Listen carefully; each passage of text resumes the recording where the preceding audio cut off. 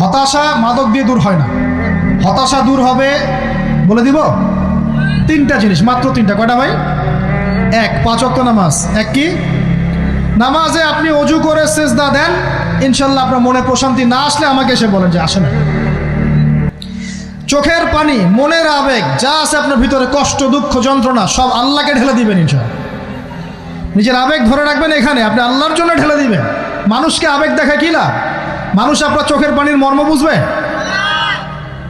মানুষ কি মানুষের চোখের পানির মর্ম বুঝে? আপনার পিতা যদি মারা যায়, আমার কাছে এসে দোয়া চান, কান্নাকাটি করে, আমি দোয়া করতে পারবো, কিন্তু আমি কিন্তু আপনার ফিলিংসটা বুঝতে পারবো না। আপনার অনুভূতি কে বুঝতে পারবেন? আল্লাহ পাক আপনার ঘাড়ের রগের চেয়েও কাছে আছে। সুবহানাল্লাহ, সুবহানাল্লাহ, আল্লাহ পাক ঘাড়ের রগের চেয়ে কাছে আছে। গতকালকে বাংলাদেশের একজন বরেণ্য আলেমের সাথে একটা কনফারেন্সে ছিলাম।